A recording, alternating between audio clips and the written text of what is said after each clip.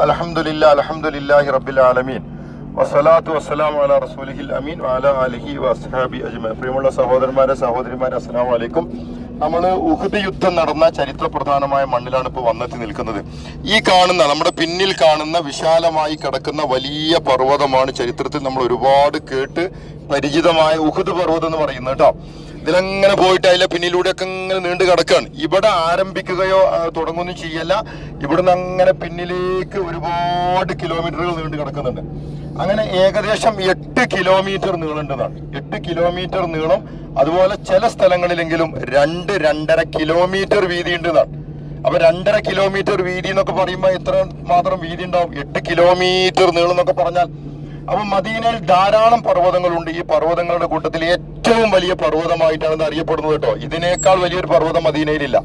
അപ്പൊ ഇതിന്റെ അസാമാന്യമായ വലുപ്പം കാരണത്താലാണ് പലപ്പോഴും പ്രവാചകൻ സല്ലല്ലാഹു അലൈഹി വസല്ലം ചില കാര്യങ്ങളൊക്കെ റസൂല് പറയുമ്പോഴേ ഉഹുദ് മലയോളം എന്ന് പറയുന്ന കേട്ടുഗുണങ്ങൾ, ഉഹുദ് മലന്റെ അത്ര എന്നൊക്കെ ഇങ്ങനെ ചിലതിനെ ഉപമിക്കുന്നുണ്ട്.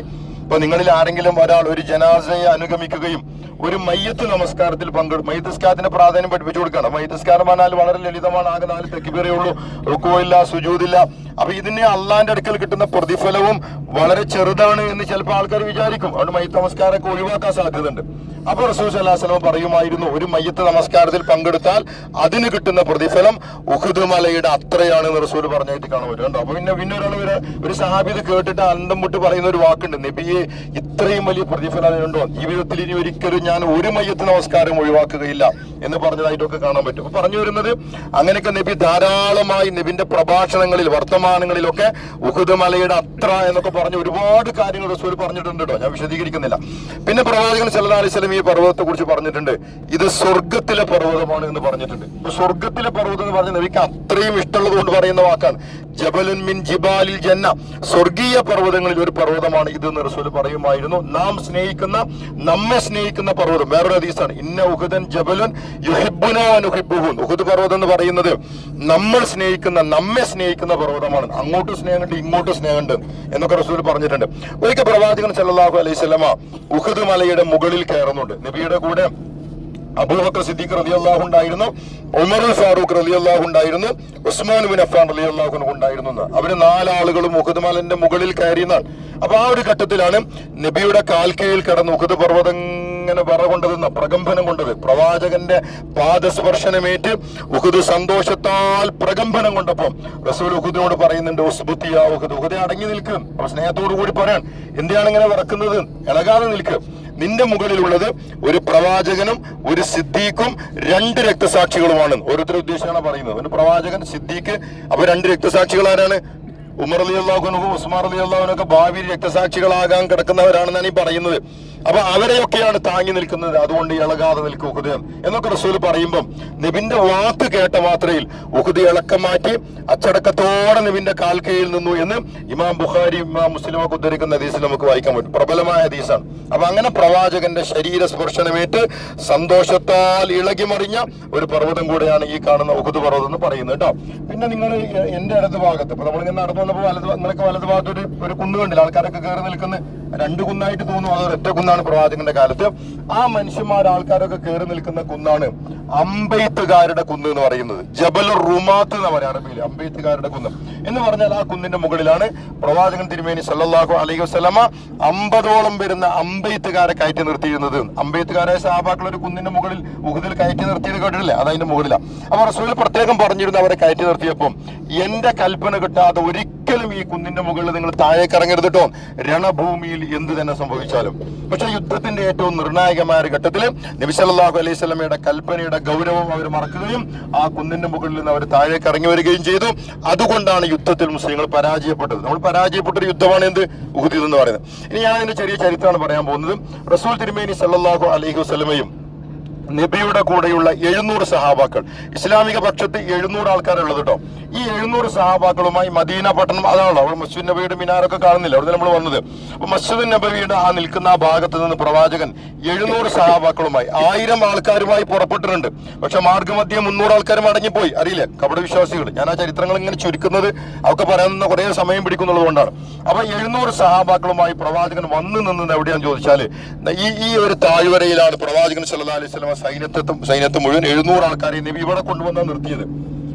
അപ്പോ ചരിത്ര ഗ്രന്ഥങ്ങളിലൊക്കെ കാണാൻ പറ്റുക ഇസ്ലാമിക സൈന്യത്തിന്റെ പിന്നിൽ ഉഹുദ് പർവ്വതമായിരുന്നു എന്നാണ്. അപ്പോൾ ഇസ്ലാമിക സൈന്യത്തിന്റെ പിന്നിൽ ഉഹുദ് പർവ്വതം വരുന്ന രീതിയിൽ മുസ്ലിം സൈന്യത്തെ പ്രവാചകൻ ഇങ്ങനെ മുഖം തിരിച്ചു നിർത്തിയെന്നാണ്. ഇങ്ങോട്ട് മുഖം തിരിച്ചാണ് നിർത്തുന്നത്.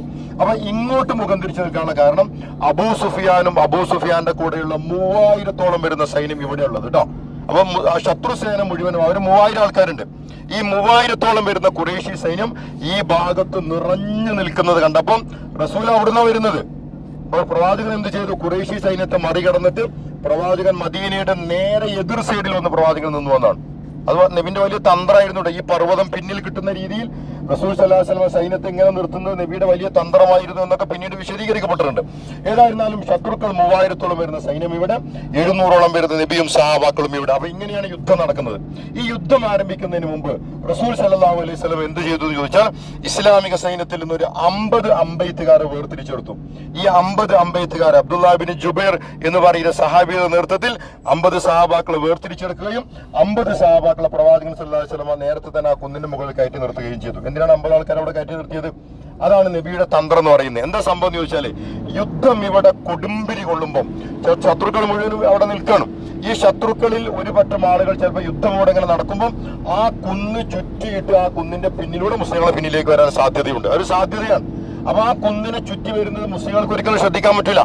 കാരണം നമ്മൾ ഇവിടുന്ന് അങ്ങോട്ട് തിരിഞ്ഞ് പടവെട്ടുമ്പോൾ ശത്രുക്കളിൽ ഒരു പറ്റം ആൾക്കാർ ആ കുന്നു ചുറ്റി മുസ്ലിങ്ങളുടെ പിന്നിലേക്ക് വന്നാൽ അത് മുസ്ലിങ്ങൾ പരാജയപ്പെടാൻ കാരണമായി തീരുമെന്ന് റസൂൽ സല്ലല്ലാഹു അലൈഹി വസല്ലം ഭയപ്പെട്ടിരുന്നു. അപ്പൊ അതുകൊണ്ട് പ്രവാചകൻ എന്ത് ചെയ്തു? ആ കുന്നു ചുറ്റി ശത്രുക്കൾ മുസ്ലിങ്ങളുടെ പിന്നിലേക്ക് വരാതിരിക്കാൻ വേണ്ടി റസൂൽ സല്ലല്ലാഹു അലൈഹി വസല്ലം ഇസ്ലാമിക സൈന്യത്തിൽ നിന്ന് ഒരു 50 ആൾക്കാരെ വേർതിരിച്ചെടുത്തിട്ട് അബ്ദുല്ലാഹ് ബിൻ ജുബൈറിന്റെ നേതൃത്വത്തിൽ 50 സഹാബാക്കളെ പ്രവാചകൻ അവിടെ നേരത്തെ തന്നെ വിന്യസിപ്പിച്ചു. എന്നിട്ട് പ്രവാചകൻ അവരോട് പറഞ്ഞു, നിങ്ങൾ ഈ കുന്നിന്റെ മുകളിൽ നിൽക്കണം. ഈ കുന്നിന്റെ മുകളിൽ നിന്ന് ശത്രുക്കളെ നിങ്ങൾ നോക്കി നിൽക്കണം. ഏതെങ്കിലും ഒരു ഘട്ടത്തിൽ ശത്രുക്കൾ ആ കുന്ന് ചുറ്റിയിട്ട് മുസ്ലിങ്ങളുടെ പിന്നിലേക്ക് വരാൻ ശ്രമിക്കുന്നത് കണ്ടാൽ നിങ്ങൾ ചെയ്യേണ്ടത് ആ കുന്നിന്റെ മുകളിൽ നിന്ന് രണഭൂമിയിലേക്ക് നിങ്ങൾ ഒന്നിച്ച് നിങ്ങൾ അമ്പെയ്യണമെന്നാണ്. അങ്ങനെ അമ്പെയ്തിട്ട് അവര് നിൽക്കുന്ന ഇടങ്ങളിലേക്ക് നിങ്ങൾ ഓടിക്കണം. ഒരു കാരണവശാലും നിങ്ങൾ അതിന്റെ പിന്നിലുള്ള ശത്രുക്കളെ കടത്തിവിടരുത് എന്ന് റസൂൽ സല്ലല്ലാഹു അലൈഹി വസല്ലം പറഞ്ഞിരുന്നു. എന്ന് മാത്രമല്ല പ്രവാചകൻ പറഞ്ഞു, രണഭൂമിയിൽ എന്ത് സംഭവിക്കുന്നത് കണ്ടാലും എന്റെ കൽപ്പന കിട്ടാതെ ആ കുന്നിന്റെ മുകളിൽ നിങ്ങൾ താഴേക്ക് ഇറങ്ങി വരാൻ പാടില്ല. എത്രത്തോളം പ്രവാചകൻ പറഞ്ഞു എന്ന് ചോദിച്ചാൽ ഒരുപക്ഷെ യുദ്ധത്തിൽ മുസ്ലിങ്ങൾ പരാജയപ്പെട്ടു എന്ന് വിചാരിക്കുക. നമ്മൾ പരാജയപ്പെടുകയും ശത്രുക്കൾ നമ്മുടെ ശരീരഭാഗങ്ങളൊക്കെ വെട്ടിക്കീറി ഛിന്ന ഭിന്നമാക്കുകയും ആ വെട്ടിക്കീറപ്പെട്ട ശരീരഭാഗങ്ങൾ റാഞ്ചിയെടുക്കാൻ വേണ്ടി ആകാശലോകത്ത് നിന്ന് കഴുകന്മാർ പറന്നിറങ്ങുകയും ആ കഴുകന്മാർ ഞങ്ങളുടെ ശരീരഭാഗങ്ങൾ റാഞ്ചി പറക്കുന്നത് നിങ്ങൾ കാണാനിടവരികയും ചെയ്താൽ പോലും ആ കുന്നിൽ നിങ്ങൾ താഴേക്ക് ഇറങ്ങാൻ പാടില്ല എന്ന് പറഞ്ഞാൽ രണഭൂമിയിൽ എന്ത് സംഭവിച്ചാലും നിങ്ങൾ എന്റെ കൽപ്പന കിട്ടാതെ ഇറങ്ങരുതാണ്. അത്രമാത്രം തന്ത്രപ്രധാനമാണ് ആ കുന്ന് എന്ന് പ്രവാചകൻ തിരുമേനി സല്ലല്ലാഹു അലൈഹി വസല്ലം മനസ്സിലാക്കിയിരുന്നു. അങ്ങനെ പ്രവാചകൻ 50 സഹാബാക്കളെ അതിന്റെ മുകളിൽ ബാക്കി 650 സഹാബാക്കളും റസൂൽ സല്ലല്ലാഹു അലൈഹി വസല്ലമയും ഇവിടെ 3000-ഓളം വരുന്ന ശത്രുക്കൾ അവിടെ. അങ്ങനെ യുദ്ധം ആരംഭിച്ചു. ഈ 650-ഓളം വരുന്ന സഹാബാക്കൾ ശത്രുക്കളുടെ ഇടയിലേക്ക് അങ്ങോട്ട് ചെന്നു. ശത്രുക്കൾ എല്ലാവരും കൂടി ഇങ്ങോട്ടും വന്നു. അങ്ങനെ പൊരിഞ്ഞ പോരാട്ടം. ഈ പോരാട്ടത്തോടുവിൽ എന്ത് സംഭവിച്ചു? എല്ലാ യുദ്ധങ്ങളിലും സംഭവിക്കുന്നത് പോലെ ഇസ്ലാമിക സൈന്യം വിജയത്തിലേക്ക് കയറി എന്നതാണ്. 650-ഓളം വരുന്ന സഹാബാക്കൾ 3000-ഓളം വരുന്ന ശത്രുസേനയെ പരാജയപ്പെടുത്തി. അങ്ങനെ ശത്രുക്കൾ പരാജയപ്പെട്ടിട്ട് ശത്രുസേന മുഴുവനായി മക്കയുടെ ഭാഗത്തേക്ക്, അതാണ് മക്കയുടെ ഭാഗം ഉണ്ടോ, മക്കയുടെ ഭാഗം എന്ന് പറഞ്ഞാൽ ശത്രുക്കൾ വന്ന വഴി അതാണ്. മക്ക അവിടെയാണ് കിടക്കുന്നതെങ്കിലും മക്കയിൽ നിന്ന് ശത്രുക്കൾ അന്ന് വരെ ആ വഴിക്കാണ്. അപ്പൊ അബൂ സുഫിയാനും സംഘവും ഒക്കെ പരാജയപ്പെട്ട് ആ ശത്രുസേന മുഴുവനായി പിന്തിരിഞ്ഞ് ആ രണഭൂമിയിൽ നിന്ന് അവർ പിന്തിരിഞ്ഞോടുകയാണ്.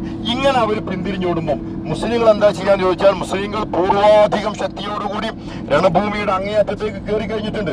ഈ ഘട്ടത്തിൽ രണഭൂമിയിൽ മുഴുവനും ശത്രുക്കൾ ഉപേക്ഷിച്ചു പോയ സമ്പത്ത് ചെതറിക്കിടക്കുകയാണ്. ഈ സമ്പത്തിന് എന്താ പറയുക? ഗനീമത്ത് സ്വത്ത് എന്നാ പറയുക. ഈ ഗനീമത്ത് സ്വത്ത് രണഭൂമിയിലാകെ ചെതറിക്കിടക്കുകയാണ്. സ്വാഭാവികമായും വിജയികളായ മുസ്ലിം പട്ടാളക്കാർ ഈ സമ്പത്തെല്ലാം വാരിക്കൂട്ടിക്കൊണ്ടിരിക്കുകയാണ്. യുദ്ധം തീർന്നിട്ടില്ല. യുദ്ധം അവസാന ഘട്ടങ്ങളിലേക്ക് കടക്കുകയാണ്. ഈ ഘട്ടത്തിൽ എന്ത് സംഭവിച്ചു? അതിന്റെ മുകളിൽ നിർത്തിയ സഹാബാക്കൾ, 50-ഓളം വരുന്ന സഹാബാക്കൾ, അവർ താഴേക്ക് നോക്കുമ്പോൾ അമ്പും വില്ലൊക്കെ തയ്യാറാക്കി അവരങ്ങനെ നൃത്തം തുടങ്ങിയിട്ട് കുറെ സമയമായി. അവർ താഴേക്ക് നോക്കുമ്പോൾ അവർ കാണുന്ന കാഴ്ച എന്താണെന്ന് ചോദിച്ചാൽ ശത്രുസേന മുഴുവനായി പിന്തിരിഞ്ഞോടുന്നതും മുസ്ലിങ്ങൾ ഗനീമത്ത് വാരിക്കൂട്ടിക്കൊണ്ടിരിക്കുന്നതുമാണ് അവർ കാണുന്നത്.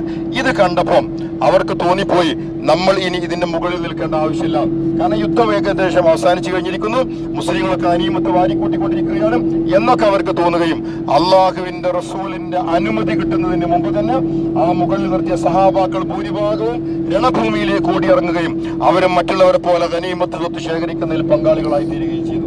അപ്പൊ ഈ ഒരു ഘട്ടത്തിലാണ് മുസ്ലിങ്ങൾ അതിന്റെ മുകളിൽ നിന്ന് അമ്പെയ്ത്തുകാരൊക്കെ താഴേക്കിറങ്ങി ഗനീമത്ത് വാരിക്കൂട്ടാൻ തുടങ്ങിയതോടുകൂടി പിന്തിരിഞ്ഞോടിക്കൊണ്ടിരിക്കുന്ന ശത്രുസേന, ആ ശത്രുസേനയുടെ കൂട്ടത്തിൽ അന്ന് ഉണ്ടായിരുന്ന എന്നാൽ പിൽക്കാലത്ത് അള്ളാഹുവിന്റെ ദീനിന്റെ മാർഗത്തിലേക്ക് കടന്നു വരികയും ഇസ്ലാമിനെ ഒരുപാട് യുദ്ധങ്ങളിൽ വിജയിപ്പിച്ചെടുക്കുകയും ചെയ്ത ലോക ചരിത്രം കണ്ട എക്കാലത്തെയും പ്രതിപാദനായ സൈന്യാധിപൻ ആരാണത്?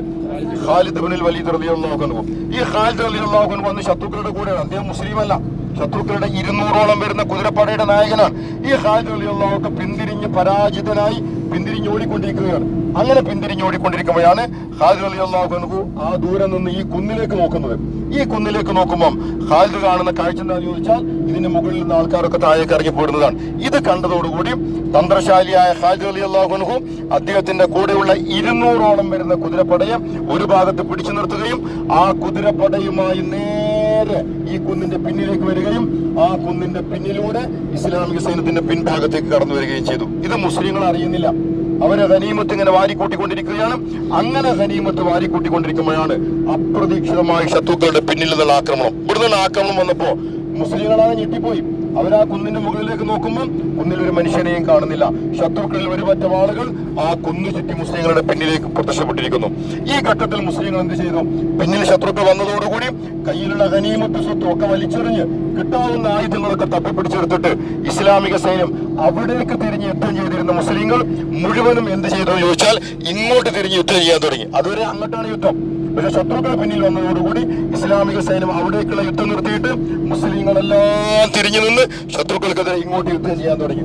അപ്പൊ മുസ്ലിം സൈന്യം മുഴുവനും ശത്രുക്കൾക്കെതിരെ ഇങ്ങോട്ട് യുദ്ധം ചെയ്യാൻ തുടങ്ങിയതോടുകൂടി പിന്തിരിഞ്ഞോടിക്കൊണ്ടിരിക്കുന്ന ബാക്കിയുള്ള ഖുറൈശികൾ അബൂ സുഫിയാന്റെ സൈന്യവും അബൂ സുഫിയാൻ നോക്കുമ്പോൾ അബൂ സുഫിയാൻ കാണുന്ന കാഴ്ച എന്താണ്?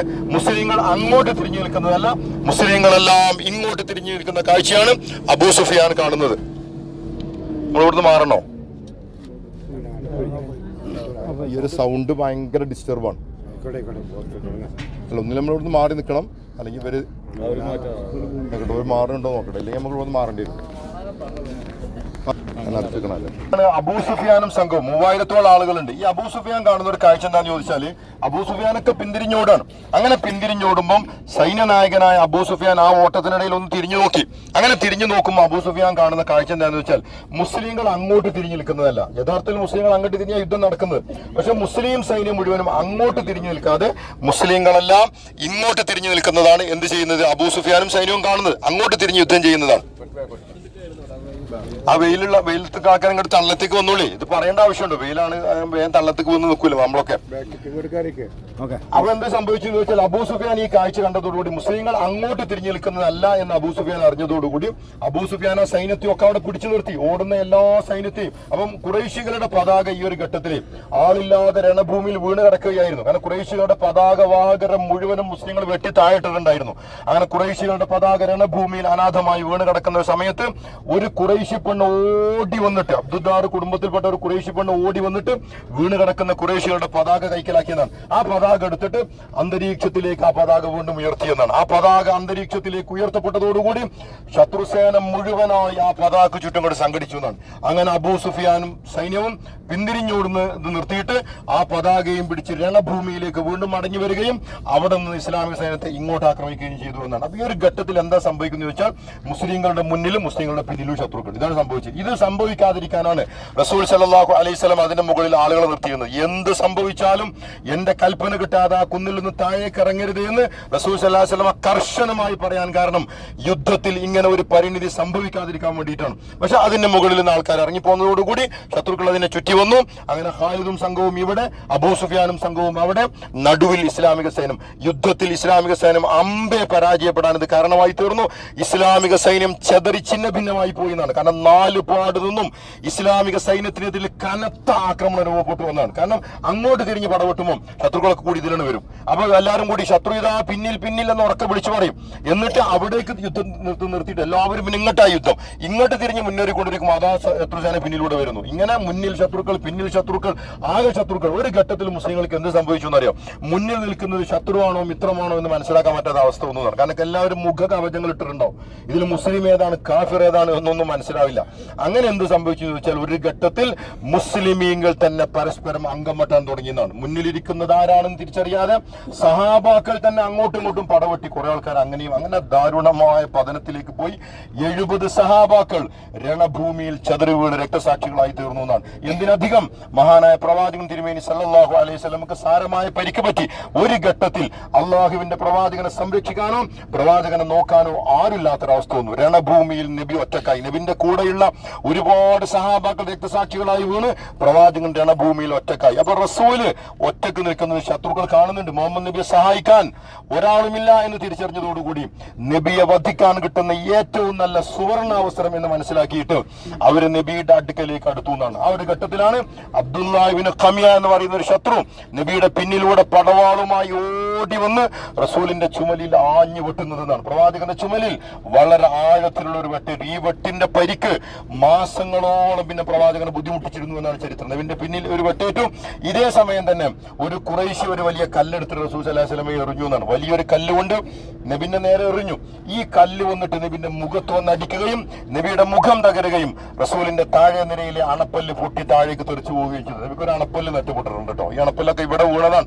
ശത്രുക്കൾ എറിഞ്ഞ കല്ലേറിൽ മുഖം തകർന്ന് നബിന്റെ അണപ്പല്ലൊക്കെ തെറിച്ചുപോയി. അപ്പോഴേക്ക് റസൂൽ കാണുന്നത് ശത്രുക്കൾ തന്നെ വളഞ്ഞു നിൽക്കുന്നതാണ്. ഈ ഘട്ടത്തിലാണ് നബിക്ക് നേരെ പലരും അമ്പെയ്തുകൊണ്ടിരിക്കുന്നുണ്ട്. അതിലൊരമ്പ് നബിന്റെ വിശുദ്ധമായ കവിളിലേക്ക് ഒരു അമ്പ് വന്ന് തറച്ചു കയറുകയും ചെയ്തു എന്നാണ്. എന്നിട്ടും മരണം തന്റെ ചുറ്റും നൃത്തമാടിക്കൊണ്ടിരിക്കുമ്പോഴും അള്ളാഹുവിന്റെ റസൂല് അസാമാന്യ ധീരതയോടുകൂടി ഒരടി പോലും പ്രവാചകൻ പിന്നോട്ട് വെക്കാതെ റസൂൽ സല്ലല്ലാഹു അലൈഹി വസല്ലം യുദ്ധം നയിച്ചുകൊണ്ടേയിരിക്കുകയാണ്. ഈ ഘട്ടത്തിൽ എന്ത് സംഭവിച്ചു എന്ന് ചോദിച്ചാൽ ശത്രുക്കൾ തീർത്ത ഒരു ചതിക്കുഴിയിലേക്ക്. എന്താ ചതിക്കുഴി എന്ന് പറഞ്ഞാൽ പുറമേക്ക് കുഴിയാന്ന് തോന്നാത്ത എന്നാൽ അടിയിൽ വലിയ ഗർത്തം. ഇങ്ങനെ ഗർത്തങ്ങളൊക്കെ ഉണ്ടാക്കി വെച്ചിരുന്നു ഇവരുടെ. അബു ആമിർ എന്ന് പറയുന്ന ഒരു മനുഷ്യനാണ് യുദ്ധം നടക്കുന്നതിന്റെ തലേ ദിവസം ഇവിടെ വന്നിട്ട് ഇവിടെയൊക്കെ പല ഭാഗത്ത് വലിയ വലിയ കുഴികൾ ഉണ്ടാക്കി വെച്ചിരുന്നു. എന്നിട്ട് ആ കുഴി ഉണ്ടാക്കുമ്പോൾ തന്നെ ആള് പറഞ്ഞിരുന്നു, ഇതിലേതെങ്കിലും ഒരു കുഴിയിൽ മുഹമ്മദിനെ ഞാൻ വീഴ്ത്തുന്നു. അപ്പൊ നബിനെ വീഴ്ത്താൻ വേണ്ടി ചതിക്കുഴികൾ ഉണ്ടാക്കി വെച്ചിട്ടുണ്ട്. ഈ ചതിക്കുഴിയിൽ ഒരു കുഴിയിലേക്ക് റസൂൽ വീണുപോയി എന്നാണ്. നിങ്ങൾ ആലോചിച്ച് നോക്കുക, അവരുണ്ടാക്കിയ ചതിക്കുഴിയിലേക്ക് തന്ത്രപരമായി പ്രവാചകൻ അവരെ കൊണ്ടുവന്നു എന്നാണ്. അതാണ് അവരുടെ മികവ് എന്ന് പറയുന്നത്. അങ്ങനെ ചതിക്കുഴിയിലേക്ക് റസൂൽ നടന്നു പോയതൊന്നുമല്ല, നബിനെ അവരെ അടുപ്പിച്ച് ആ കുഴിന്റെ അടുത്തേക്കെന്നാണ്. അങ്ങനെ ആ ചതിക്കുഴിയിലേക്ക് റസൂൽ കാൽ തന്നെ വീണുപോയി. ആ വീഴ്ചയിൽ നബിന്റെ കാൽമുട്ട് ആ ഭിത്തിയിൽ ചെന്ന് ഇടിച്ചിട്ട് നബിന്റെ കാൽമുട്ട് പൊട്ടുന്നു. തൽക്ഷണം പ്രവാചകൻ സല്ലല്ലാഹു അലൈഹി വസല്ലം നമുക്ക് ബോധം നഷ്ടപ്പെടുകയും ചെയ്യുന്നു. അങ്ങനെ ബോധരഹിതനായി പ്രവാചകൻ രണഭൂമിയിൽ അങ്ങോട്ട് വീണപ്പം ആളുകൾ വിചാരിച്ചത്, ശത്രുക്കൾ വിചാരിച്ചത് റസൂൽ സല്ലല്ലാഹു അലൈഹി വസല്ലം വധിക്കപ്പെട്ടു വന്ന. കാരണം പലരും വീഴുന്നു, നബിയും വീഴുന്നു, നബിക്ക് വെട്ടുകിട്ടിട്ടുണ്ട്. അപ്പൊ അവര് വിചാരിച്ചത് നബി വീണത് കണ്ടതോടുകൂടി നബി വധിക്കപ്പെട്ടു. ഇതോടുകൂടി ഖുറൈശികൾ പിന്നെ പടക്കം പൊട്ടിക്കുന്നത് പോലെയാണ്, മുഹമ്മദ് വധിക്കപ്പെട്ടു, കുത്തില മുഹമ്മദ് എന്ന, മുഹമ്മദ് വധിക്കപ്പെട്ടു, മുഹമ്മദ് വധിക്കപ്പെട്ടു എന്നൊക്കെ പറഞ്ഞ് രണഭൂമിയിലൂടെ മുഴുവനും സന്തോഷത്തോടുകൂടി പരക്കം പായാൻ തുടങ്ങി. ഇതൊക്കെ മുസ്ലിങ്ങൾ കേൾക്കുന്നവരുടെ പരാജയം അതിന്റെ അവസാനത്തേക്ക് പോവാണ്.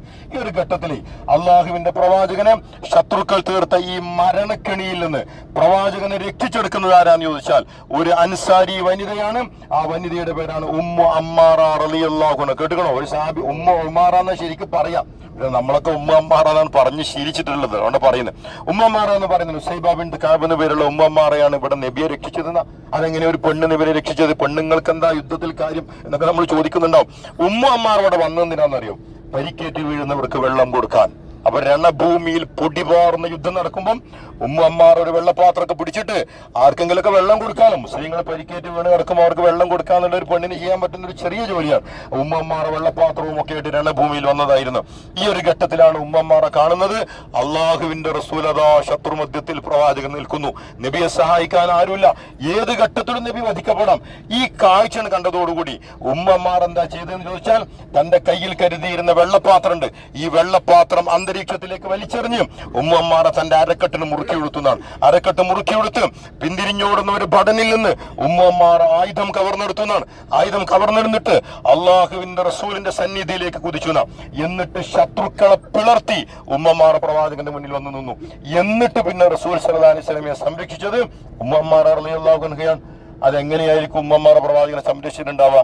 ആ സംരക്ഷണത്തെ കുറിച്ച് റസൂൽ പറഞ്ഞൊരു വാക്കുണ്ട്. ആ വാക്കിലുണ്ട് എല്ലാം. റസൂൽ പറഞ്ഞത് ഇതാണ്: ഒരു ഘട്ടത്തിൽ എന്നെ ശത്രുക്കൾ ഇങ്ങോട്ട് വളഞ്ഞു നിന്നു, എന്നെ സഹായിക്കാൻ ഒരു മനുഷ്യനില്ല, ഏത് ഘട്ടത്തിൽ ഞാൻ വധിക്കപ്പെടാം. ഈ ഘട്ടത്തിൽ ഞാൻ കാണുന്നത് ശത്രുവലയത്തെ പിളർത്തി പടവാളുമായി ഒരു പെണ്ണ് എന്റെ മുന്നിലേക്ക് ഓടി വരുന്നതാണ്. ഞാൻ നോക്കുമ്പോൾ ഉമ്മമാരെയാണ്. നബി ഇങ്ങനെ പറഞ്ഞതിനെ കുറിച്ചിട്ടോ. ആ ഒരു ഘട്ടത്തിൽ ഞാൻ മുന്നിലേക്ക് നോക്കുമ്പോഴെല്ലാം ഉമ്മമാരെ കാണും, വലതുഭാഗത്തേക്ക് നോക്കുമ്പോൾ ഉമ്മമാരെ കാണും, ഇടതുഭാഗത്തേക്ക് നോക്കുമ്പോൾ ഉമ്മമാരെ കാണും. ചില ഘട്ടങ്ങളിൽ പരിഭ്രാന്തിയോടുകൂടി ഞാൻ പിന്നിലേക്ക് നോക്കും. രണഭൂമിയുടെ ഏത് ഭാഗത്തേക്ക് ഞാൻ നോക്കിയാലും നോക്കുന്നിടത്തെല്ലാം ഉമ്മമാരെയായിരുന്നു എന്നാണ് ഒറ്റ വാക്കിലാണ് റസൂൽ അത് പറഞ്ഞു തീർത്തത്. ആ ഒരു ഘട്ടത്തിൽ എന്നെ സഹായിക്കാൻ ആരുമില്ല, നോക്കുന്നിടത്തൊക്കെ ഉമ്മമാറ മാത്രം, എവിടെ നോക്കിയാലും ഉമ്മമാർ. അപ്പൊ എന്താ സംഭവം എന്ന് ചോദിച്ചാൽ, ഉമ്മ അമ്മാറ ഏതെങ്കിലും ഒരു ഭാഗത്ത് നിൽക്കല്ലേ ചെയ്ത്. കാരണം ശത്രുക്കൾ പിന്നെ വളഞ്ഞിരിക്കുകയാണ്. ഈ പടവാളിങ്ങട്ട് കയ്യിലെടുത്തിട്ട് ഒരു ചിത്രശലഭം കണക്ക് പാറിപ്പറന്ന് പടവെട്ടി ശത്രുക്കൾ തീർത്ത മരണക്കെണിയെ അടിച്ചു തകർത്ത് അള്ളാഹുവിന്റെ പ്രവാചകന്റെ ജീവൻ തിരിച്ചെടുത്തത് ഉമ്മമാർ റളിയല്ലാഹു അൻഹയാണെന്ന് കാണാൻ പറ്റും. റസൂലുവിന്റെ ഉമ്മമാരെ ഭയങ്കര ഇഷ്ടമായിരുന്നു. പിൽക്കാലത്തൊക്കെ ഉമ്മമാരെ കാണുമ്പോഴൊക്കെ നബി അടുത്തേക്ക് വിളിക്കുമായിരുന്നു എന്നാണ്. എന്നിട്ട് ജനങ്ങളൊക്കെ കാണുക, റസൂൽ പറയും ഉഹുദ് എന്നെ സംരക്ഷിച്ച പെണ്ണാണ്, ഇവളാണ് ഉഹുദിൽ എന്നെ കാത്തത്. എന്നിട്ട് റസൂൽ സഹാബാക്കളോട് പറയും, ഉമ്മമാരെ പോലെ എന്നെ സംരക്ഷിക്കാൻ നിങ്ങളിൽ ആർക്കാണ് കഴിയുക? ആണുങ്ങളോടുള്ള ചോദ്യമാണ്. ഉമ്മമാരെ പോലെ എന്നെ നോക്കാൻ പറ്റുമോ എന്നൊക്കെ ചോദിക്കുക. അങ്ങനെയൊക്കെ നബിക്ക് ഭയങ്കര ഇഷ്ടമായിരുന്നു. 13ഓളം വെട്ട് ഉമ്മമാരുടെ ശരീരത്തിൽ ഏറ്റുന്ന നബിക്ക് ഏൽക്കേണ്ട വെട്ടാണ്. ആ 13 വെട്ട് ഉമ്മമാർ സ്വന്തം ശരീരത്തിൽ ഏറ്റുവാങ്ങിയത് എന്റെ പ്രിയപ്പെട്ടവരെ യുദ്ധത്തിലാണ്. റസൂൽ സല്ലല്ലാഹു അലൈഹി വസല്ലം ഈ കുഴിയിലേക്കൊക്കെ വീഴുന്നത് ഉമ്മമാരെയാണ് കാണുന്നത്. നബി കുഴിയിലേക്ക് മറിഞ്ഞു വീഴുന്നത് ഉമ്മമാരാണ് കണ്ടതോടുകൂടി ഉമ്മമാർ ഉറക്കെ വിളിക്കാൻ തുടങ്ങി, യാ മാശറൽ അൻസാർ, അല്ലയോ അൻസാറുകളെ, അല്ലയോ മദീനക്കാരെ. നിങ്ങൾ എന്താ മദീനക്കാരെന്ന് വിളിക്കാനുള്ള കാരണം? ഉമ്മമാരെ മദീനക്കാരിയാണ് കേട്ടോ. കുറെ പറയുന്നുണ്ട്. അക്കബ ഉടമ്പടി കേട്ടുകണോ? 2ാം അക്കബ ഉടമ്പടിയിൽ എത്ര ആൾക്കാരുണ്ടായിരുന്നു? അത് മദീനക്കാരൻ നബിയെ ഹിജ്റയിലേക്ക് ഇങ്ങോട്ട് ക്ഷണിക്കുന്നത് അക്കബ ഉടമ്പടിയിലാണ്. അതിൽ 75 ആൾക്കാരുണ്ടായിരുന്നു. 75 ആൾക്കാരിൽ 73 പുരുഷന്മാരും 2 സ്ത്രീകളല്ലേ? ചരിത്രം അറിയുന്നവർക്കറിയാം. 2 സ്ത്രീകൾ ഒരാളാണ്. അന്ന് അക്കബയിൽ വെച്ച് ഉമ്മമാർ നബിയോട് പറഞ്ഞൊരു വാക്കുണ്ട്, നബിയെ നിങ്ങളെ ഞങ്ങൾ സംരക്ഷിക്കും, ഒരാൾക്കും നിങ്ങളെ ഞങ്ങൾ വിട്ടുകൊടുക്കൂല. നബി അവരോട് ചോദിച്ചിട്ടുണ്ട്, ശത്രുക്കൾ എന്നെ ആക്രമിക്കാൻ വേണ്ടി മദീന വളഞ്ഞ ഞങ്ങൾ എന്നെ എന്താ ചെയ്യാം? അന്ന് ഉമ്മമാരെ അടക്കമുള്ള അക്കബയിലെ സഹാബാക്കൾ പറഞ്ഞതാണ്, നിങ്ങളെ ഞങ്ങൾ പൊന്നുപോലെ നോക്കും, ഒരാൾക്കും നിങ്ങളെ ഞങ്ങൾ വിട്ടുകൊടുക്കൂല. ഞങ്ങൾ ആരാണ് എന്ന് ഞങ്ങൾ അവർക്ക് കാണിച്ചു കൊടുക്കുന്നു. അതാ പറഞ്ഞത്, നഹ്നു അബ്നാഉൽ ഹുറൂബന, രണഭൂമിയുടെ മക്കളാണ് ഞങ്ങൾ എന്താ ചെയ്യാന്ന് ജനങ്ങൾക്ക് ഞങ്ങൾ കാണിച്ചു കൊടുക്കുന്നുണ്ട്. നിങ്ങളെ തൊടാൻ സമ്മതിക്കൂല ഞങ്ങൾ എന്ന് പറഞ്ഞ ആരാണ്? ഉമ്മമാറ. അതുകൊണ്ടാണ് ഉമ്മമാറ ഉറക്കെ വിളിച്ചത്, അൻസാറുകളെ, അക്കബയിൽ പങ്കെടുത്തവരെ, നിങ്ങൾ എവിടെയാണുള്ളത്? നിങ്ങളുടെ പ്രവാചകൻ അപകടത്തിൽപ്പെട്ടിരിക്കുന്നു. അങ്ങനെ ഉമ്മമാർ ഉറക്കെ വിളിച്ചു പറഞ്ഞു. ഈ വാക്ക് രണഭൂമിയിൽ പ്രതിധ്വനിച്ചു എന്നാണ്. അങ്ങനെയാണ് സഹാബാക്കളൊക്കെ കൂടി ഉമ്മമാരുടെ വിളി കേട്ടിട്ട് ഉമ്മമാർ നിൽക്കുന്ന ഭാഗത്തേക്ക് കൂടി വന്നു എന്നാണ്. അപ്പൊ നബി വീണ് കിടക്കുന്നതാണ് കാണുന്നത്. ഈ വീണ് കിടക്കുന്ന നബിയുടെ ഈ കുഴിയുടെ ചുറ്റും 30 സഹാബാക്കൾ ഈ കുഴിയുടെ ചുറ്റും വട്ടത്തിൽ നിന്നു എന്നാണ്, നബിക്ക് പരിക്കേൽക്കാതിരിക്കാൻ. എന്നിട്ട് 9 ആൾക്കാരും ഈ വീണ് കിടക്കുന്ന കുഴിയിൽ നിന്ന് ഇരിക്കണയാൾ പോയി ഇരുത്തി. കാരണം അങ്ങനെ ക്ഷീണം വരും. അങ്ങനെ ഇരിക്കണം തോന്നുന്നവരുണ്ടെങ്കിൽ അവിടെ പോയി ഇരിക്കണുണ്ടോ? വീഴുന്നതിന് മുമ്പ് ഇരിക്കണം. അപ്പൊ പറഞ്ഞു വരുന്നുണ്ടാ, കുറച്ച് വെള്ളമൊക്കെ കുടിക്കും. എന്ത് സംഭവിച്ചു എന്ന് ചോദിച്ചാൽ, ഉമ്മമാരുടെ വിളി കേട്ടിട്ട് സഹാബാക്കളൊക്കെ ഓടി വന്നിട്ട് 30 സഹാബാക്കൾ ഇങ്ങനെ റൗണ്ട് അടിച്ച് ചുറ്റുഭാഗത്തൂടെ നിന്നു. എന്നിട്ട് 9 സഹാബാക്കൾ ഈ വീണ് കിടക്കുന്ന കുഴിയിൽ നിന്ന് നബിനെ താങ്ങിയെടുത്തു എന്നാണ്. അങ്ങനെ താങ്ങിയെടുത്തിട്ട് നബിനെ വേഗം ഇവിടുന്ന് രക്ഷപ്പെടുത്തണല്ലോ. നബി എന്ത് ചെയ്തു? അവിടെ ആ പർവ്വതത്തിന്റെ അടിഭാഗത്ത് ഒരു ഗുഹ ഉണ്ട് കേട്ടോ. ഇന്നുണ്ട് അവിടെ ഒരു ഗുഹ. അതാണ് ഉഹുദിലെ ഗുഹ എന്ന് പറയുക. ആ ഗുഹയിലേക്ക് നബിനെ കൊണ്ടുപോയി അവിടെയാണ് നബിനെ സംരക്ഷിച്ചത്. അപ്പൊ ചരിത്രത്തിൽ കാണാൻ പറ്റുന്ന എന്താണെന്ന് ചോദിച്ചാല്, 9 സഹാബാക്കളാണ് നബിനെ ഇവിടുന്ന് എടുത്ത് അങ്ങോട്ട് കൊണ്ടുപോയതെന്നാണ്. ഈ 9 ആൾക്കാർ അൻസാറുകളാണ്. 9 ആൾക്കാർ അൻസാറുകളാണ്, മദീനക്കാരാണ്.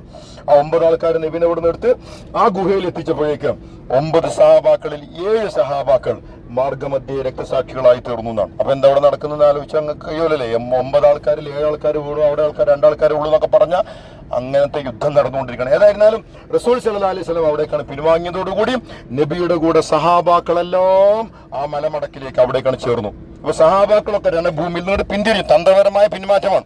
ഈ പിന്മാറ്റം നടന്നതോടുകൂടി രണഭൂമി ശത്രുക്കൾക്ക് സ്വന്തമായി. പിന്നെ ഇവിടെ ചെയ്യാൻ പറ്റുന്ന എല്ലാ അതിക്രമങ്ങളും എന്താണ് ചെയ്യാൻ പറ്റുക? ഈ 70 സഹാബാക്കളുണ്ടല്ലോ, ഈ സഹാബാക്കളെ ശരീരങ്ങളെല്ലാം വെട്ടി വികൃതമാക്കി.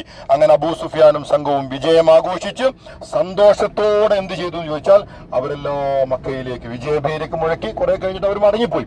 അങ്ങനെ റസൂൽ സല്ലല്ലാഹു അലൈഹി വസല്ലം പിന്നീട് ബോധമൊക്കെ ഉണർന്ന് നബിന്റെ ചുണ്ടൊക്കെ പൊട്ടി ചോര ഒഴുകുന്നുണ്ടായിരുന്നു. ചുണ്ടൊക്കെ ആകെ പൊട്ടിയിരുന്നു. ആ പൊട്ടിയിട്ട് ചോര ഇങ്ങനെ ധാരധാരയായി ഒഴുകുകയായിരുന്നു എന്നാണ്. ആ ഒഴുക്ക് നിർത്തിയത് ഫാത്തിമ ബീവിയാണ്. ഫാത്തിമ ബീവിയൊക്കെ ഓടി വന്ന് ഒരു പായയുടെ തുമ്പ് കരിച്ചിട്ട് ആ കരി ഈ മുറിവായിൽ വെച്ചു കൊടുത്തപ്പോഴാണ് ആ ചോരന്റെ ഒഴുക്ക് നിന്നതെന്നാണ്. അതുവരെ ഒഴുകിക്കൊണ്ടേയിരുന്നു എന്നാണ്. ഏതായിരുന്നാലും അങ്ങനെ റസൂൽ സല്ലല്ലാഹു അലൈഹി വസല്ലം പിന്നെ കാൽമുട്ടൊക്കെ പൊട്ടിക്കുന്ന ബാൻഡേജ് ഒക്കെ കെട്ടി ചുറ്റി 2 സഹാബാക്കളെ നബി സഹായത്തിന് വിളിച്ചു. വലതു ഭാഗത്തൊരാളും ഇടതു ഭാഗത്തൊരാളും നിന്നിട്ട് അവരുടെ തോളിലൊക്കെ കൈവച്ചിട്ട് റസൂൽ സല്ലല്ലാഹു അലൈഹി വസല്ലം വേച്ച് രണഭൂമിയിലേക്ക് പ്രവാചകൻ മടങ്ങി വന്നു എന്നാണ്. എന്നിട്ട് ഈ രണഭൂമിയിൽ റസൂൽ ഇങ്ങനെ നിൽക്കുന്നുണ്ട്. എല്ലാ പരാജയത്തിന്റെ സകല ഭാരവും നെഞ്ചിലേറ്റി വേദനയോടെ പ്രവാചകൻ ഈ മണ്ണിൽ നിന്നാണ്. എന്നിട്ട് റസൂൽ ചോദിച്ച ചോദ്യം എന്തായിരുന്നു അറിയോ? നബി ചോദിക്കാൻ തുടങ്ങി, ഐന അമ്മി, എവിടെ എന്റെ പിതൃവൻ? ആരാ പിതൃവൻ? ഹംസ റളിയല്ലാഹു അൻഹു. ഇസ്ലാമിന്റെ സിംഹത്തെ എവിടെയും കാണാനുണ്ടായിരുന്നില്ല. കുറച്ചിന്റെ അടുത്ത് നിന്നാട്ടെ വെയില്. അപ്പൊ റസൂൽ സല്ലല്ലാഹു അലൈഹി വസല്ലം ചോദിക്കാൻ തുടങ്ങി, ഹംസ എവിടെ? ഐന ഹംസ. അപ്പൊ നബി ഈ ലോകത്ത് ഏറ്റവും അധികം സ്നേഹിച്ചിരുന്ന തന്റെ പ്രിയങ്കരനായ പിതൃവൻ, നബിന്റെ കളിക്കൂട്ടുകാരനും ഒക്കെയായ നബിയും ഹംസ റളിയല്ലാഹു 2 വയസ്സിന്റെ പ്രായ വ്യത്യാസമേ ഉള്ളൂ കേട്ടോ. എല്ലാമായ ഹംസ റളിയല്ലാഹുവിനെ കാണാതെ വന്നപ്പോൾ നബി കാണുന്നവരോടൊക്കെ ചോദിക്കും, ഐന ഹംസ, മാഫാല ഹംസ, ഐന അമ്മി എന്നൊക്കെ പറഞ്ഞ് ഇങ്ങനെ ചോദിച്ച് നബി ബേജാറോടെ കാല് വലിച്ച് നടക്കാൻ തുടങ്ങിയെന്നാണ്. അങ്ങനെ നടക്കുമ്പോഴാണ് ഒരു ഭാഗത്ത് ഹംസ റളിയല്ലാഹു ഇങ്ങനെ വീണ് കിടക്കുന്ന റസൂലെ കണ്ടതെന്നാണ്. ആ ചരിത്രം നിങ്ങൾക്കറിയാം. ഹംസ റളിയല്ലാഹു വധിക്കപ്പെട്ടിരുന്നു. അതിദാരുണമായി വധിക്കപ്പെട്ടിട്ടുണ്ട്. കണ്ണും കാതും മൂക്കൊക്കെ അരിഞ്ഞെടുക്കപ്പെട്ട അറിയില്ലേ? ആ സഹാബാക്കൾ പറയുന്നത് ആ കാഴ്ച റസൂൽ സല്ലല്ലാഹു അലൈഹി വസല്ലം കണ്ടതോടുകൂടി നബി സല്ലല്ലാഹു അലൈഹി വസല്ലം എന്ത് ചെയ്തു എന്ന് വെച്ചാൽ നബി സല്ലല്ലാഹു അലൈഹി വസല്ലം അവിടെ തളർന്നിരുന്നു പോയി എന്നാണ്. അപ്പൊ ഹംസ റളിയല്ലാഹു വധിച്ചത് ആരാണ്? ആ ചരിത്രമൊക്കെ നിങ്ങൾക്കറിയാം. വൈശി എന്ന് പറയുന്ന ഒരാളാണ് വിഷം പുരട്ടിയ ചാട്ടുളി കൊണ്ട് ഹംസ റളിയല്ലാഹുവിനെ നാഭിക്ക് നേരെ കുന്തമെറിഞ്ഞ് വീഴ്ത്തിയത് കേട്ടോ. വൈശി പറയുന്നുണ്ട്, ആ ഏറിങ്ങട്ട് കിട്ടിയപ്പോൾ ഹംസ റളിയല്ലാഹു ആ കുന്തണ് നാഭിയിലൂടെ കയറിയിട്ട് പുറത്തേക്ക് വന്നു എന്നാണ്. എന്നിട്ട് ഹംസ റളിയല്ലാഹു സ്തബ്ധനായി നിന്നു. ഇത് എറിഞ്ഞത് ആരാണെന്ന് അറിയാൻ വേണ്ടി ഹംസ റളിയല്ലാഹു ഇങ്ങനെ നോക്കിയെന്നാണ്. അപ്പൊ എന്നെ കണ്ടപ്പോ ഹംസ റളിയല്ലാഹു എന്റെ നേരെ നടക്കാൻ ശ്രമിച്ചു. നടക്കുന്ന കാര്യമാണോ? 2-3 കാലടി എന്റെ നേരെ വളരെ പ്രയാസപ്പെട്ട് അദ്ദേഹം വെച്ചു. പിന്നെ രണഭൂമിയിൽ അദ്ദേഹം വീഴുന്നത് ഞാൻ കണ്ടു. വൈശി പറയുന്നതാണ്, ഹംസ വീണ് നിറഞ്ഞതോടുകൂടി ഞാൻ നേരെ ഓടിച്ചെന്നു ഹിന്ദിന്റെ അടുത്തേക്ക്. അബൂ സുഫിയാന്റെ ഭാര്യ ഹിന്ദ് കൂടാരത്തിലുണ്ട്. ഹിന്ദാണ് ഈ പണി മൊത്തം പറഞ്ഞത് കേട്ടോ. ഹിന്ദിന്റെ അടുത്തുണ്ട്. ഹിന്ദിനോട് ഞാൻ പറഞ്ഞു, നിങ്ങൾ പറഞ്ഞ പണി ചെയ്തേക്കണം, ഹംസയെ വധിച്ചിക്കണം.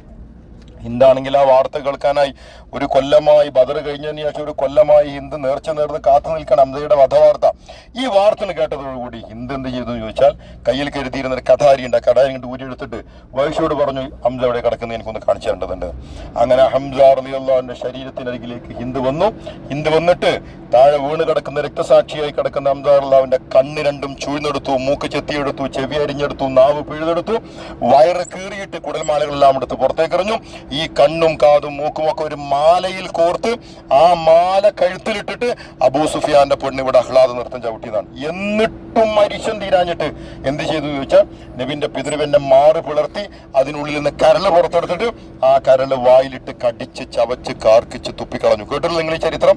എന്റെ പ്രിയപ്പെട്ടവര്, റസൂൽ സല്ലല്ലാഹു അലൈഹി വസല്ലം കാണുന്ന എന്താന്ന് ചോദിച്ചാല് ഈ ഒരു അതിദാരുണമായി തന്റെ പിതൃവൻ കണ്ണും കാതും മൂക്കൊന്നും ഇല്ലാതെ ഇങ്ങനെ ചിത്രവധത്തിന് വിധേയമായി കിടക്കുന്ന വല്ലാത്ത കാഴ്ച. ഈ കാഴ്ച കണ്ടിട്ട് റസൂൽ സല്ലല്ലാഹു അലൈഹി വസല്ലം തളർന്നു പോയി. പ്രവാചകൻ അവിടെ ഇങ്ങനെ ഇരുന്നു എന്നാണ്. അങ്ങനെ ഇരുന്നിട്ട് നബി കുറച്ചു നേരം ഹംസയുടെ ശരീരത്തിലേക്ക് നബി ഇങ്ങനെ സങ്കടത്തോടെ വല്ലാത്ത ദയനീയമായ ഒരു നോട്ടം നബി നോക്കിയെന്നാണ്. എന്നിട്ട് സഹാബാക്കൾ പറയുന്നത് പ്രവാചകൻ മുഖം മറ്റൊരു ഭാഗത്തേക്ക് തിരിച്ചു എന്നാണ്. വേറൊരു ഭാഗത്തേക്ക് നബി മുഖം തിരിച്ചു നിന്നു. എന്നിട്ട് ഞങ്ങൾ കാണുന്നത് റസൂൽ അവിടെ നിന്ന് എഴുന്നേൽക്കുന്നില്ല, റസൂൽ കരയുന്നതാണ്. നബിന്റെ കണ്ണീരിങ്ങനെ നിറയുന്നതാണ്. കണ്ണുകൾ നിറയുന്നു, നബിന്റെ മുഖം നനയുന്നു, നബിന്റെ താടിരോമങ്ങൾ കണ്ണീരിൽ നനഞ്ഞു കുതിരുകയാണ്. റസൂലിന്റെ കണ്ണീര് താഴേക്ക് വീണുകൊണ്ടിരിക്കുകയാണ്. എത്രത്തോളം കരഞ്ഞു ചോദിച്ചാൽ ഹദീസുകളിലുള്ളത് നബിയുടെ താഴെയുള്ള മണ്ണ് നനയുവോളം കരഞ്ഞു എന്നാണ്. ഈ മണ്ണ് നനയുവോളം കരയണമെങ്കിൽ എത്ര കരഞ്ഞിട്ടുണ്ടാവണം? അതുകൊണ്ടാണ് സഹാബാക്കൾ പറയുന്നത്, സ്വന്തം പിതൃവിന്റെ ശരീരം കണ്ട് അന്ന് റസൂല് കരഞ്ഞതുപോലെ അതിനു മുമ്പോ അതിനുശേഷമോ റസൂൽ അങ്ങനെ കരയെ നിങ്ങൾ കണ്ടിട്ടില്ല. സമാനതകളില്ലാത്ത കരച്ചിലാണ്.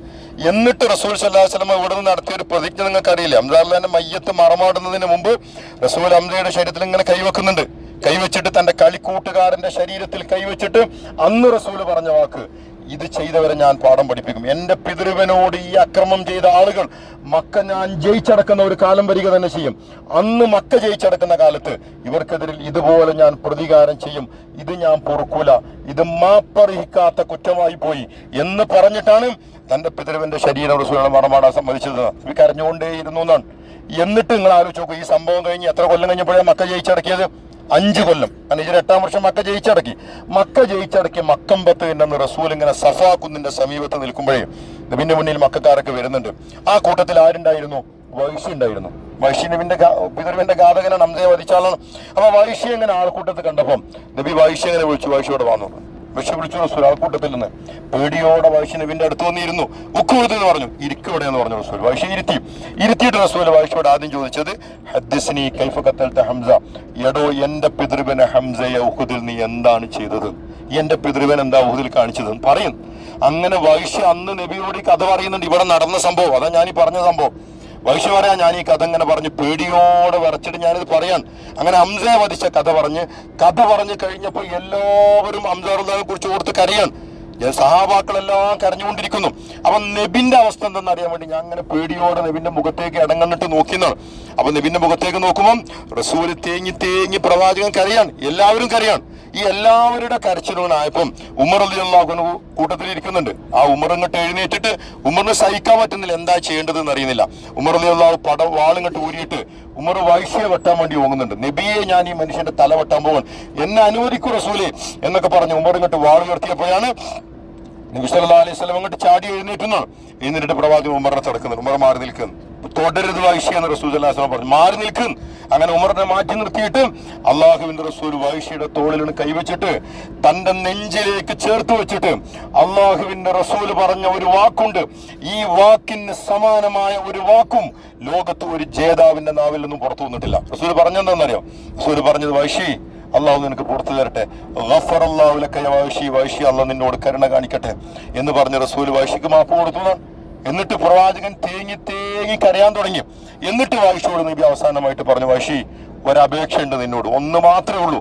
എന്താണെന്ന് ചോദിച്ചാൽ ഇനി നമ്മൾ തമ്മിൽ കാണാനിട വരരുത് കേട്ടോ, ഈ മാറിപ്പോയിക്കോ. ഫല അറിയുന്ന ബാദലിയാവുമൂന്ന, ഈ ദിവസത്തിന് ശേഷം ഇനി നിന്നെ ഞാൻ കാണാൻ പാടില്ല, എവിടെങ്കിലൊക്കെ പോയിക്കോ എന്ന് പറഞ്ഞു റസൂൽ. അങ്ങനെ വൈശി പിന്നെ നബിനെ നേരെ നബിയെ അഭിമുഖീകരിക്കാറുണ്ടായിരുന്നില്ല എന്നതാണ് ചരിത്രമുണ്ടോ? അപ്പൊ ഞാൻ അവസാനിപ്പിക്കണം പറഞ്ഞു വരുന്നത്, പ്രിയപ്പെട്ടവരെ, ഈ സങ്കടങ്ങളുടെയും ഈ ദുഃഖത്തിന്റെയൊക്കെ കാരണം എന്തായിരുന്നു? എന്താ ഇങ്ങനെയൊക്കെ സംഭവിക്കാൻ കാരണം? ഒറ്റ കാരണമേ ഉള്ളൂ, നേതൃത്വത്തെ അനുസരിച്ചില്ല കേട്ടോ. അപ്പൊ ഇത് നിങ്ങൾക്ക് ഇവിടുന്ന് കിട്ടേണ്ട ഏറ്റവും വലിയ പാഠമാണ് കേട്ടോ.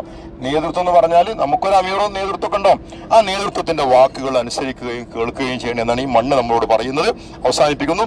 അപ്പൊ ഇവിടെ രക്തസാക്ഷികളായ സഹാബാക്കൾ മൊത്തം അവിടെ ഒരു മതിൽക്കെട്ടുണ്ട്. ആ മതിൽക്കെട്ടിനകത്താണ് കിടക്കുന്നത്. അപ്പൊ നമ്മൾ അവിടെ പോയിട്ട് അവർക്ക് സലാം പറയണം. ഒറ്റ കാര്യം പറയട്ടെ, ആ മതിൽക്കെട്ടിനകത്ത് 70 ആൾക്കാർ കിടക്കുന്നുണ്ട്. ആ 70 എല്ലാവരും കബറുകളിൽ ഓരോ കബറുകൾ കുറെ ആൾക്കാരുണ്ട്. 67 ആൾക്കാർ ഒരൊറ്റ കബറിലാണ്, 2 ആൾക്കാർ ഒരു കബറിലാണ്. എന്നാൽ ഒരു കബറിൽ ഒരാളുണ്ട്. ഇവിടെ ഒരു കബറിൽ ഒരാൾ മാത്രമേ ഉള്ളൂ, ബാക്കി എല്ലാ കബറിലും വേറെ ആൾക്കാരുണ്ട്. അപ്പൊ ഇവിടെ വരുന്ന ആൾക്കാർ ചോദിക്കുന്ന ഒരു ചോദ്യം, എന്താ ഒരു കബറിൽ ഒരാളെ മാത്രം മറമാടിയത്? അത് ആരാന്ന് നിങ്ങൾക്ക്? അതാണ് മിസ്സബിൻ ഉമേർ റളിയല്ലാഹു. മിസ്സബിന്റെ ചരിത്രം റഫീഖ് സാഹിബ് നിങ്ങൾക്ക് പറഞ്ഞു തന്നിട്ടുണ്ടാവും. ആരാണ് മിസ്സബിൻ? മക്കയുടെ രാജകുമാരനും മക്കയുടെ സുഗന്ധവുമായി, മക്കയിലെ സുഗലോലുപനായ ചെറുപ്പക്കാരനായി സൗന്ദര്യമായി വിരാജിച്ചിരുന്ന മക്കയിലെ പെൺകുട്ടികളുടെ സ്വപ്നത്തിലെ രാജകുമാരനായിരുന്നു മഹാനായ മിസ്സബിൻ ഉമേർ റളിയല്ലാഹു അൻഹു എന്നാണ്. അദ്ദേഹം ധരിക്കുന്ന അത്രയും വിലപിടിപ്പുള്ള വസ്ത്രമൊന്നും ലോകത്ത് ഒരു കാലത്ത് ഒരു മനുഷ്യനും ധരിക്കാറുണ്ടായിരുന്നില്ല. അങ്ങനെ മക്കയിൽ ജീവിച്ച മിസ്സബ് റളിയല്ലാഹു അൻഹു ഇവിടെ ഉഹദ് യുദ്ധഭൂമിയിൽ മുസ്ലിങ്ങളുടെ പതാകവാഹകനായിരുന്നു മിസ്സബാണ് പതാക പിടിച്ചിരുന്നതെന്നാ. ഈ പതാക പിടിച്ച് യുദ്ധം ചെയ്യുമ്പോൾ ശത്രുക്കൾ മിസ്സബിനെ വളഞ്ഞിട്ട് അവർ ഈ പതാക ഉണ്ടല്ലോ, ഇസ്ലാമിന്റെ പതാക നിലത്ത് വീഴ്ത്താൻ വേണ്ടിയിട്ട് വലത് കൈ വെട്ടിയെന്നാണ്. മിസ്സബിന്റെ വലത് കൈ വെട്ടിയപ്പം മിസ്സബ് പതാക ഇടത്തെ കൈയിലേക്ക് പിടിച്ചു എന്നാണ്. അതാണ് സഹാബി എന്ന് പറയുന്നത്. അപ്പോഴേക്ക് ശത്രുക്കൾ ഇടത്തെ കൈ വെട്ടിയപ്പം മിസ്സബ് പതാക തന്റെ നെഞ്ചിലേക്ക് അണച്ചു പിടിച്ചു. തന്റെ മുറിക്കൈകൾ കൊണ്ട് ഈ കൈകൾ മുറിഞ്ഞു പോയിരിക്കുന്നു. ബാക്കിയുള്ള ഭാഗം കൊണ്ട് പതാകനെ പിടിച്ചിട്ട് നെഞ്ചിലേക്കാണ് പിടിച്ചു. അപ്പോഴേക്ക് ശത്രുക്കൾ കുന്തം കൊണ്ട് നെഞ്ചിൽ കുത്തുന്നു. മിസ്സബ് റളിയല്ലാഹു കമഴ്ന്നടിച്ചുകൊണ്ട് രക്തസാക്ഷിയായി കഴിഞ്ഞിട്ട് മിസ്സബ് റളിയല്ലാഹുവിനെ മറമാടാൻ വേണ്ടി കബറുണ്ടാക്കിയിട്ട് കബറിലേക്ക് എടുക്കാൻ നോക്കുമ്പോൾ മിസ്സബ് റളിയല്ലാഹുവിന്റെ ശരീരം പൂർണ്ണമായി മറക്കാൻ വസ്ത്രമില്ല, ഒരു ചെറിയ പുതപ്പ്. ഈ പുതപ്പ് തലഭാഗത്തേക്ക് വലിക്കുമ്പോൾ മിസ്സബിന്റെ കാല് പുറത്തു വരും, കാൽഭാഗത്തേക്ക് വലിക്കുമ്പോൾ മിസ്സബിന്റെ തല പുറത്താവും. അപ്പൊ നബിയോട് ചോദിച്ചു, നബി എന്താ ചെയ്യാം? നബി പറഞ്ഞു, പുല്ല് വെട്ടിക്കൊണ്ടുവരാൻ. അങ്ങനെ സഹാബാക്കൾ ഇതിലൊക്കെ നടന്നിട്ട് നീളത്തിലുള്ള ഒരു പുല്ലുണ്ട്, ഇദ്ഖിർ എന്നാ പറയാം, ഈ പുല്ലൊക്കെ വെട്ടിക്കൊണ്ടുവന്നു. ആ പുല്ല് ഇന്നും ആ നദിയിലുണ്ട് കേട്ടോ, അവിടെ നദിയിൽ ആ പുല്ലൊക്കെ കാണാൻ പറ്റും. ഈ പുല്ലൊക്കെ കൊണ്ടുവന്ന് എന്താ റസൂലെ ചെയ്യേണ്ടത്? മിസ്സബ് ഇങ്ങനെ കിടക്കണം. റസൂൽ പറഞ്ഞു മിസ്സബിന്റെ പുതപ്പ് തലഭാഗത്തേക്ക് വലിച്ചോളൂ, അപ്പൊ കാലൊക്കെ പുറത്തോ, കാൽഭാഗത്തൊക്കെ പുല്ല് കൊണ്ട് കെട്ടിക്കോളൂ എന്ന് പറഞ്ഞു. അങ്ങനെ പുല്ലും പുതപ്പുമായി മിസ്സബ് റളിയല്ലാഹു ഇങ്ങനെ ഈ മണ്ണിൽ കിടക്കുന്നത് കണ്ടിട്ടേ റസൂൽ അവിടെ ഇരുന്ന് നബി തേങ്ങി കരയാൻ തുടങ്ങിയെന്നാണ്. എന്നിട്ട് റസൂൽ മിസ്സബിനെ വിളിച്ച് പറഞ്ഞൊരു വാക്കുണ്ട്, മിസ്സബെ. നബി വിളിക്കാണ്, മയ്യത്തിനോട് സംസാരിക്കാണ്. മിസ്സബെ, മക്കയിൽ വെച്ച് ഞാൻ നിന്നെ കണ്ട ഒരു കാലമുണ്ട്, അന്ന് നീ ധരിക്കുന്ന അത്രയും വിലപിടിപ്പുള്ള വസ്ത്രം ഈ ലോകത്തൊരു മനുഷ്യനും ധരിക്കാറുണ്ടായിരുന്നില്ല. നിന്റെ തലമുടിയോളം മനോഹരമായ തലമുടി ഒരു ചെറുപ്പക്കാരും ഞാൻ കണ്ടിട്ടില്ല കേട്ടോ. അങ്ങനെ മക്കയിൽ സുഖലോലുപനായി ജീവിച്ച മക്കയുടെ രാജകുമാര റസൂൽ വിളിക്കുക, അങ്ങനെയൊക്കെ ജീവിച്ച നീ ഇന്നിപ്പോൾ അള്ളാഹിന്റെ അടുത്തേക്ക് പോകുമ്പം നിന്റെ ശരീരം മറക്കാൻ ഒരു വസ്ത്രം പോലും മിസ്സബേ നിന്റെ കൂടെയില്ലല്ലോ എന്ന് പറഞ്ഞ് റസൂൽ സല്ലല്ലാഹു അലൈഹി വസല്ലം കരഞ്ഞു എന്നാണ്. എൻ്റെ പ്രിയപ്പെട്ടവരെ, നമുക്കൊക്കെ എത്ര വസ്ത്രം ഉണ്ടെന്ന് ആലോചിച്ച് നോക്കൂ നിങ്ങൾ. ഇവര് പോയ സ്വർഗത്തിലേക്കല്ലേ നമുക്ക് പോകേണ്ടത്? നമുക്കായിട്ട് അള്ളാഹു തആല വേറെ സ്വർഗ്ഗമൊന്നും ഉണ്ടാക്കി വെച്ചിട്ടില്ല. അപ്പം നമ്മൾ എവിടെ കിടക്കുന്നു, ഇവരെവിടെ കിടക്കുന്നു എന്നൊക്കെ ഇടയ്ക്കൊക്കെ നമ്മളൊന്ന് ആലോചിക്കുകയും ചിന്തിക്കുകയൊക്കെ ചെയ്യുന്നത് നല്ലതാണ് കേട്ടോ, ജീവിതത്തിൽ അടിസ്ഥാനപരമായ മാറ്റം ഉണ്ടാവാൻ. അപ്പം അവിടെ നമ്മൾ ചെല്ലുകയും മിസ്സബ് റളിയല്ലാഹു അടക്കം ഹംസ റളിയല്ലാഹു അടക്കം എല്ലാവർക്കും സലാം പറയുകയും പ്രാർത്ഥിക്കുകയൊക്കെ ചെയ്യുക. എന്നിട്ട് നമ്മൾ നേരെ തിരിച്ച് നമ്മുടെ വാഹനത്തിലേക്ക് മടങ്ങുകയും ചെയ്യുക. അള്ളാഹു അനുഗ്രഹിക്കുമാറാവട്ടെ. റബ്ബനാ ആതിനാ ഫിദ്ദുനിയാ ഹസന വഫിൽ ആഖിറതി ഹസനത വഖിനാ അദാബന്നാർ. അസ്സലാമു അലൈക്കും വറഹ്മത്തുള്ളാഹി വബറകാതുഹു.